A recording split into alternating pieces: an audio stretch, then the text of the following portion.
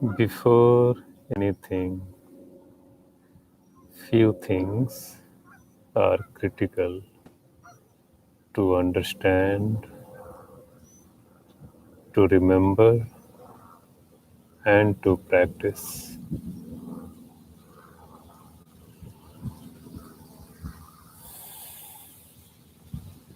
Breathing well is always critical, always the most important thing, always the primary thing.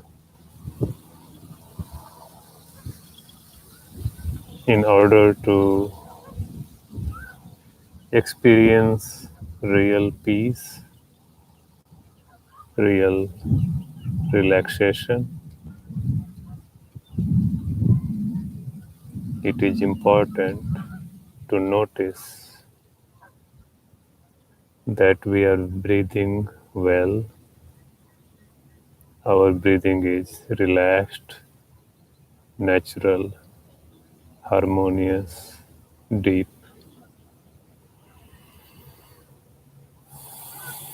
So, this is always the first step, the primary step. This comes before all knowledge, all else of spirituality. Second thing is the body. If you want to relax, experience peace, calm, stillness, we need to relax body, need to check the body, need to find out if anywhere there is a constriction, there is a tightness, any knot, anywhere we are holding tension or stress, and see if we can release it. Sometimes we can release it by just paying attention, and sometimes by gently rubbing our fingers. Once these two are done, relaxed breathing, relaxed body, third thing is to experience the body, feel the body, abide in the body. Sometimes you might find it hard or might not know what it even means to abide in the body. So, touching the body can help. Touch the body, rub it, fully experience how it feels to touch the body and how the touch feels. Then stop touching and keep paying attention to that spot. There will be some sensation, some vibration. Keep experiencing it. Even after that sensation is gone, still keep paying attention to that spot. And you can do it everywhere, both sides of chest, abdomen, buttock, thighs, back, lower back. So this is the third step. Relax breathing, number one. Relax body, number two. Experience the body, number three. Fourth thing is to get clarity in thinking.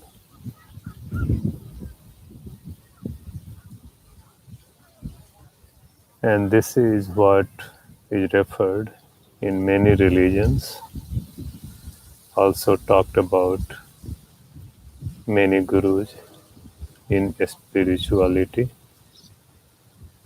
And this is the foundation of spiritual understanding, intellectual understanding, based on which a clear thinking, a peaceful thinking, a functional thinking can emerge. In Christianity, it is said to be foundation on which you build your house. In Jainism, it is said to be the needle which is tied to a thread, and because of that, thread never get lost. In this case, needle is dhyana, and thread is your life, your daily living. It is talked about in Buddhism also. In Buddhism, it is referred to as the first noble truth. So, the first noble truth that is talked in Buddhism is about the nature of life. It is said that suffering is inherent in life. And if you play close attention, if you pay close attention, you cannot escape this basic truth. You can pay attention to your life, your living condition, pretty much at any moment, in any situation, and you will experience that there are many forces in play. And some of these forces are working in opposite direction. They have opposite interest. And this basic truth is pretty much always true. Right now there are viruses, bacteria in your body who have different interest than rest of the body. And both of them might consider other as the enemy. But this is the very nature of life. This cannot be escaped. This is inherent. Right now, I am sitting in park.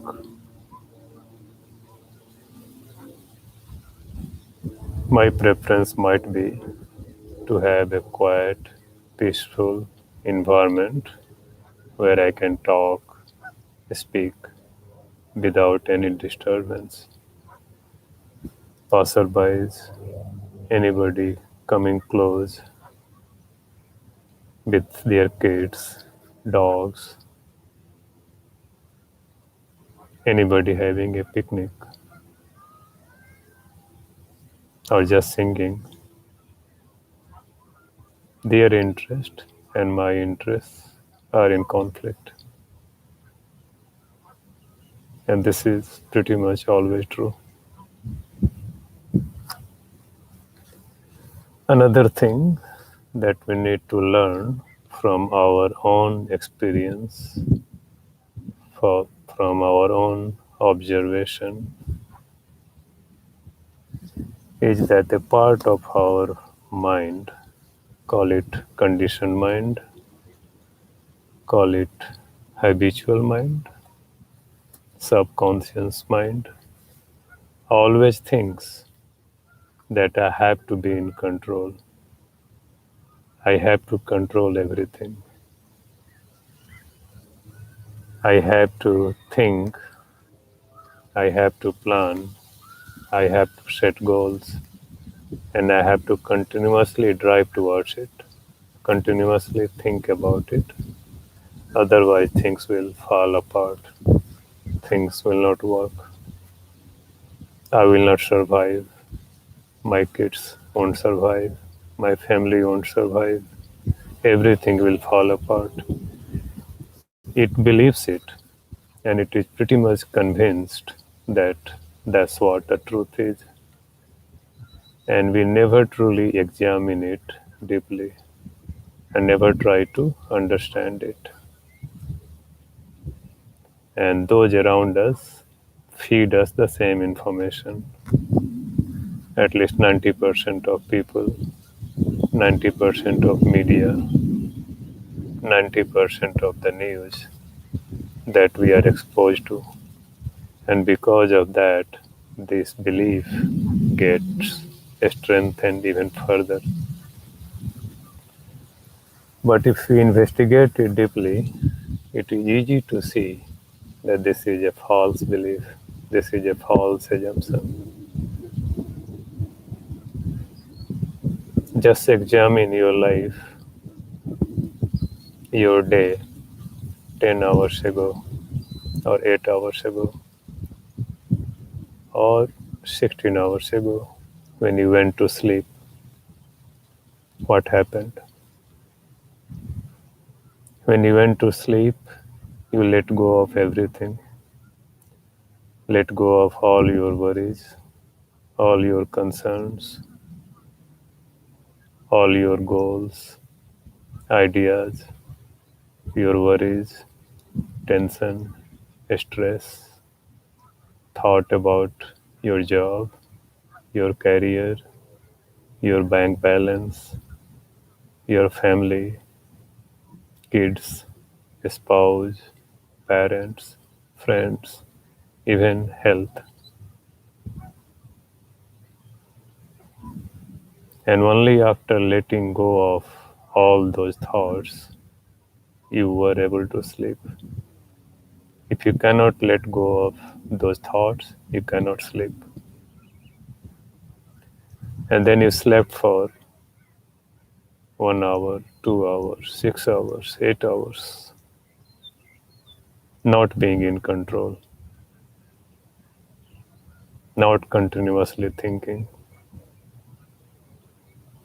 Cells were dividing, breathing was running, heart was running, blood was flowing, your immune system was working. According to scientists, actually it was working better in your sleep than it is working right now. Your body was repairing itself. You were not in control. You were not running your breathing.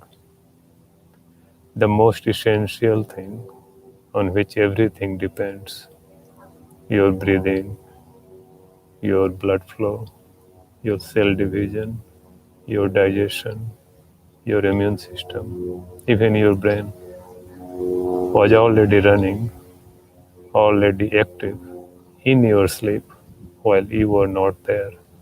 You were not directing it. You were not controlling it. You are not even there to take care of your kids, not even of your own life, own existence.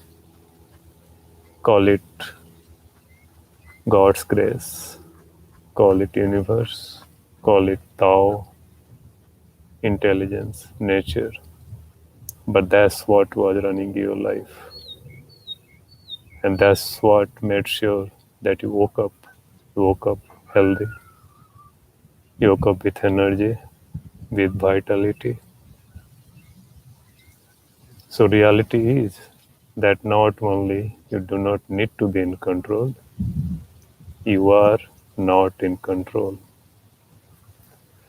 Right now cells are dividing, your immune system is working, your digestion is working, your blood is flowing. None of them need your direction. And without these basic things, all your thinking will completely be useless.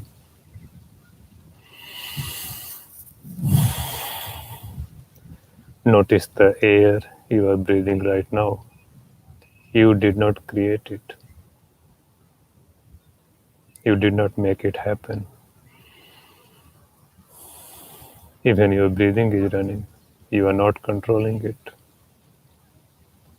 So, this is a vital point to understand, accept, remember.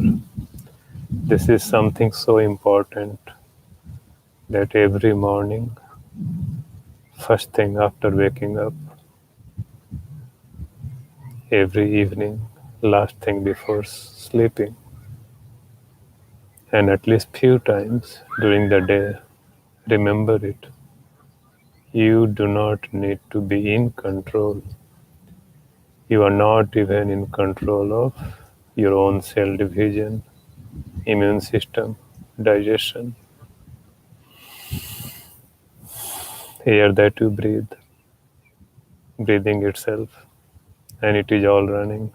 It is all God's grace. It's all a gift from the universe. Remember it, acknowledge it, appreciate it.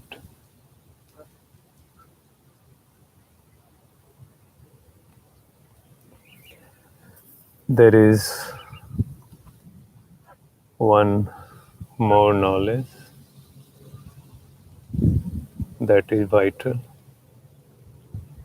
and critical to understand and to remember. That is the identity of who you really are. What is your reality? What is your role? What is your purpose? What is your true self? And here too, understanding sleep and understanding what happens in sleep is very insightful.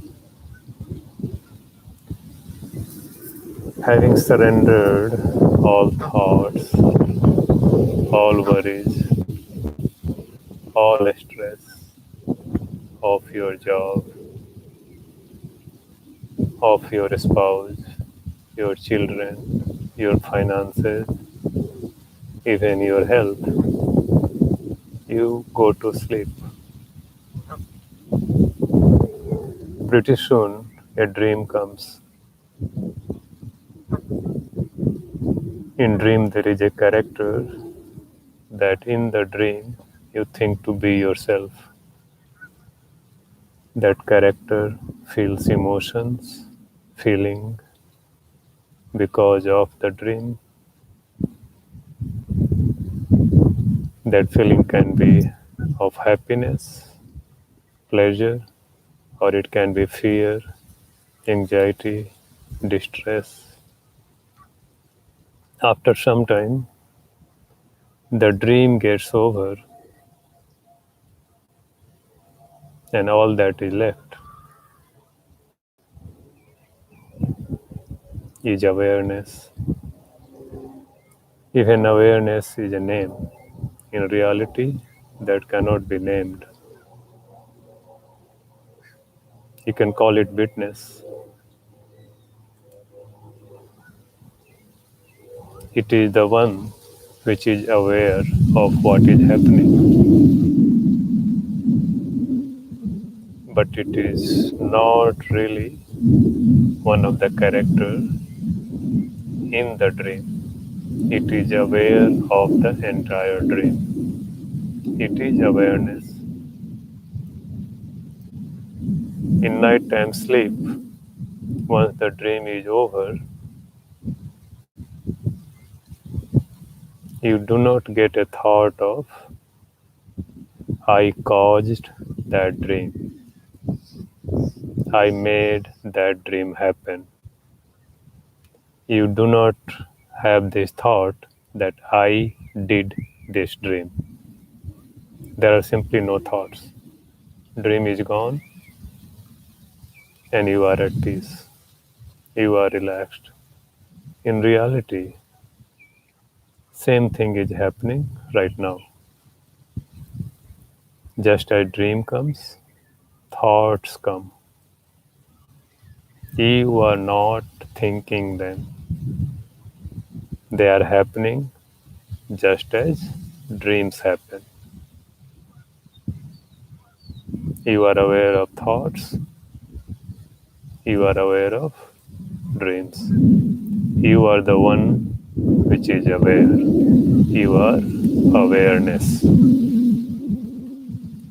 not what you are aware of, be it a dream or be it thoughts. There is another mechanism, and this mechanism is quite deep, quite complex, quite involved. There are many books written about it. There are many theories about it. It can be linked to what you watch, what you hear from your friends, family, media, doctors, what you read. It might be linked to genetics. It might be a part of brain. So there are many theories, and they might be true, false, or partially true. But that is not what we are discussing here. What we are discussing is they are arising just as dreams are arising. They go away just as dreams go away. What does not happen in sleep but happens in the waking time is the feeling of doership.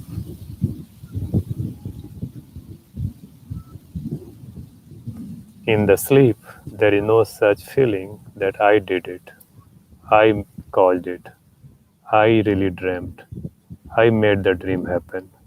And because of that, once dreams are gone, you are peaceful, you are relaxed. But in the waking time, you have this belief, unexamined belief, not fully understood belief, that it is I who is causing my thoughts. It is I who is the real thinker of every thought that happened. It is I who is in control of every thought that happens or happened. And because of that, even when a thinking is gone, you do not relax. In place of relaxing, we start feeding the same cycle. We start feeding thoughts further. Now we add the feeling of doership on top of it. And that feeling creates an extra layer of suffering.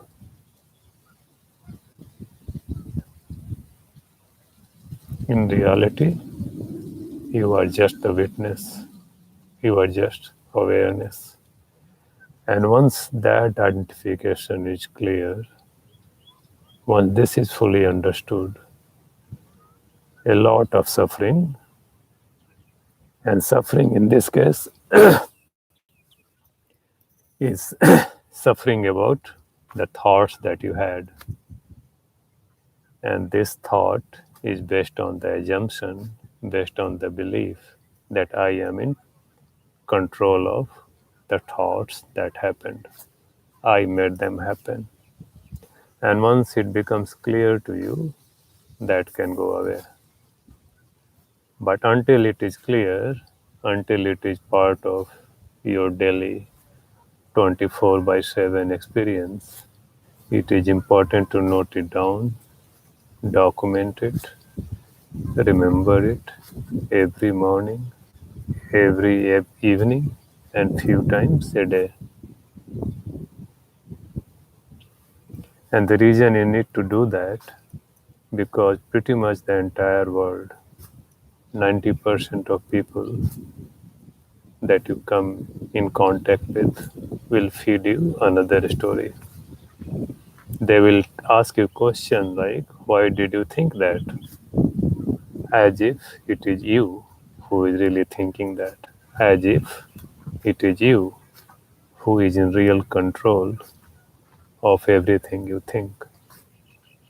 You do not examine, others do not examine, In fact, you are far ahead of many people because at least you are beginning to appreciate it, beginning to question it. Most people do not even question it, they blindly repeat what they heard without understanding what they are saying. Even with little intelligent examination, it becomes clear if you are truly in control of what you think, why would you have the same thought again, and again? Why would you have same thought 100 times, 1,000 times, 5,000 times?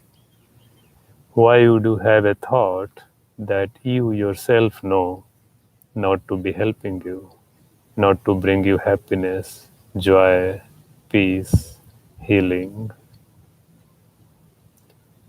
Why would you keep having thoughts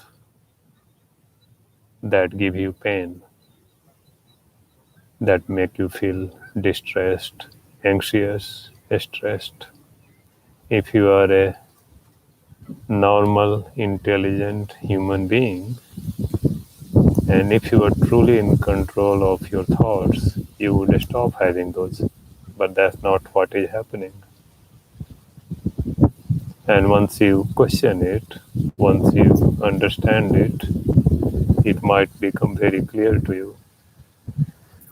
So you are not in control of your thoughts, and this means you cannot really stop them. But understanding what can happen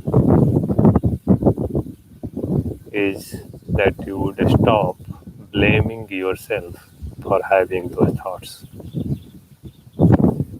And that understanding can bring healing, can bring clarity, and that clarity can bring peace.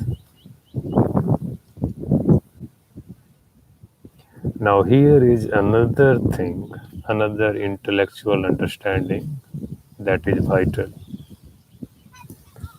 I said this understanding can bring peace. Now, there are two ways to approach it.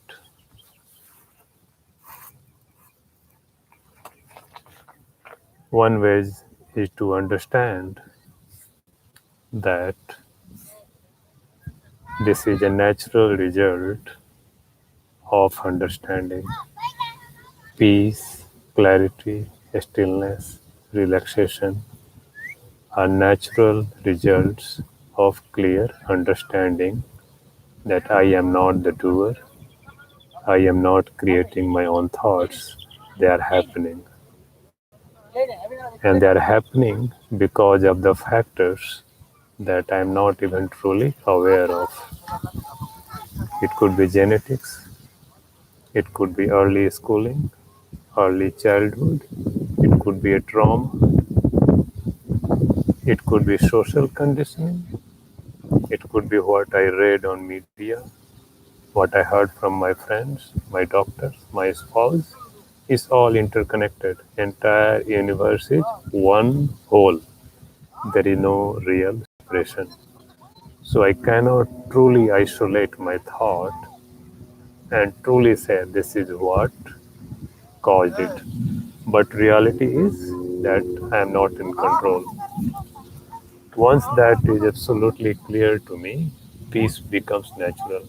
Peace comes. So this is understanding. Now there is second way of approaching the same thing. I can approach peace as a goal, peace as my mission, peace as my purpose. And I can say, I am going to be peaceful. I will be peaceful. And that is the approach we are taught. That is the approach that is prevalent in our world right now. This is the way most of corporations operate. This is the way many teams operate. This is the way many schools operate. You can walk and you can reach the summit. And you can understand that if I keep walking, I am very likely to reach the summit. Or you can say, I am going to reach the summit. I am going to reach the summit. I am going to reach the summit. And the second approach is what is prevalent right now. This approach is warrior's approach. This approach is fighter approach. Some of us are born with that tendency. We have this aggressive fighter tendency. We want to grab everything. Even if we hear no grasping, we try to grasp it. We try to grasp, no grasping. If somebody says relax, we try to be tight about relaxation. We say, I'm going to be relaxed. Anytime you set a goal, you set yourself apart. You develop an identity. Even if you make meditation as a goal, you develop an identity. And with identity comes separation. And with separation comes contraction. You can notice it in your body. A fighter, a warrior, usually is always separate from everything because it is fighting. You cannot fight without having a separate identity. Fighting and identity goes together. You cannot have one and not the other.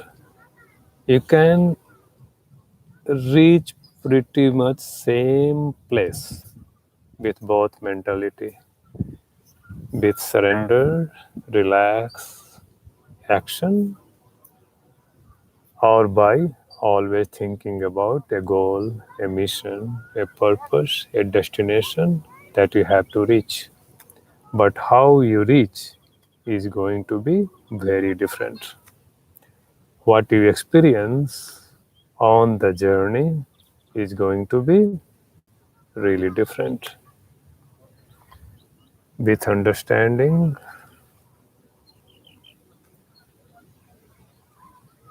the feeling of doership is not necessary. Separate identity is not necessary. This will enable a relaxed journey. You would be able to notice what you see. You would be able to enjoy the scenery, enjoy the journey, enjoy yourself, experience life, experience journey, and you might still reach same place. But once you make something as your goal, you switch to warrior mode, fighter mode. Now you have separated yourself. Now you have an identity. You have caused your body to contract. You have caused your body to be constricted. You cannot have a relaxed journey in that mode. You cannot enjoy, fully experience your steps in that mode. And once that understanding happens, change happens on its own. It's like taking a medicine. You take a medicine, you do not have to say, oh, this medicine had to fix me. This medicine had to do this medicine had to do this. That's not needed. If medicine is good and if it suits your body, it will work.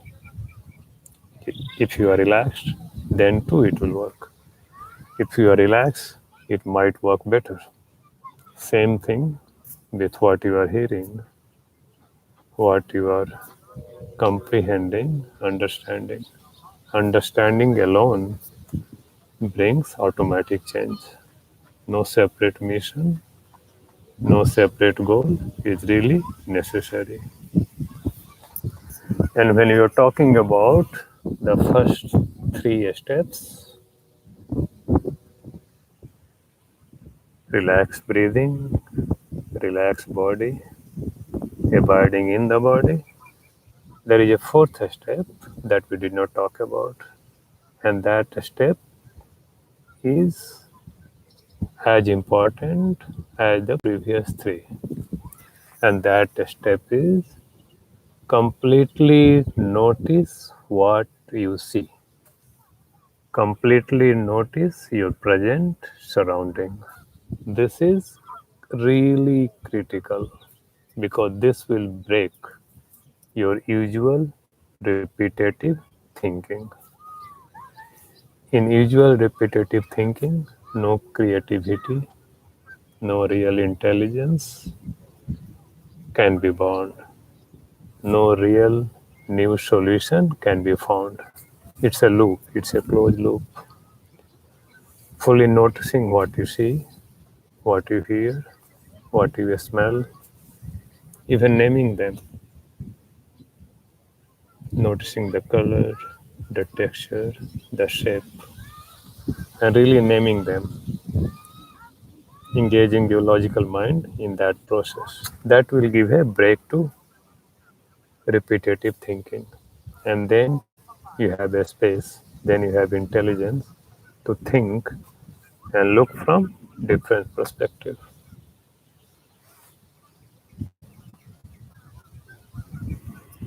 Another thing that we talked about is being a witness, realizing that you are witness, not what you thought, not a character in your own thought. You are not the real thinker. You are not one that is generating the stories, generating the movie. You are the one who is witnessing them. You are the awareness. Once that is clear, that gives some space.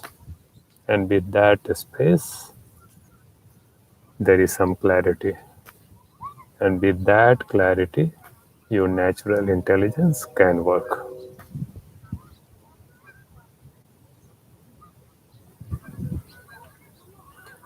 One more important thing is to establish a perspective. Broaden your perspective. Become a little bit broad. Most of the times, habitual mind, conditioned mind will be focused on one or two things. And most of the times, those will be the things that it finds most problematic, most painful. And because of that, it will be so super focused on pain. So you'll keep remembering pain, keep remembering what is wrong, and it will keep giving you more and more stress, more and more anxiety, more and more pain. And then this thinking mind will have more pain to worry about, more pain to think about, and this become a self-fulfilling prophecy, an enclosed loop where it strengthens itself. It becomes like a snowball effect. Its pain keeps becoming bigger and bigger. So it is important that you frame your current situation in proper perspective. So in reality, there are many things going on right now. You are breathing. That itself is a blessing. This clean air, this pollution-free air, it's an immense breathing. Breathe fully, realize it. Thank God for this air. You are able to hear. This is a great blessing. Thank God for it. You are able to understand. Your brain is working. Your memory is working. That itself is a blessing. Thank God for it. Your heart is working. That is a blessing. Thank God for it. You can see. That is a blessing. Thank God for it. You are sitting in a beautiful place, in a comfortable place. That is a blessing. You have food to eat, clothes to wear. That is a blessing. Thank God for it. Once you find things to be thankful for, grateful for, then you have a proper context. then you have a proper perspective. Then you will understand that there is more to your life than one, two, or few painful situations that you are super focused on. And only with that perspective, your intelligence, your thinking can truly work. Because this habitual mind, this conditioned mind, is focused on survival, it will automatically think of whatever is wrong, whatever is missing, whatever is lacking, whatever is painful. Because it is trying to fix things that are threatening, that are not correct. So it will tend to ignore anything that is good, anything that is nice, any way that you are blessed. So this is a practice that you have to develop on your own. This is a practice that you have to cultivate. It is not going to come naturally. It is not going to come automatically. So whenever you start thinking, take a break and spend 30 seconds, 5 seconds, 1 minute, 2 minutes just counting the things for which you can be thankful for. Counting things that are right, counting things that are good, appreciate them, acknowledge them, thank God for them. And that will bring perspective, and that will give your thinking some clarity. It will give your thinking broader base. And with that perspective, you will be blessed. Thank you.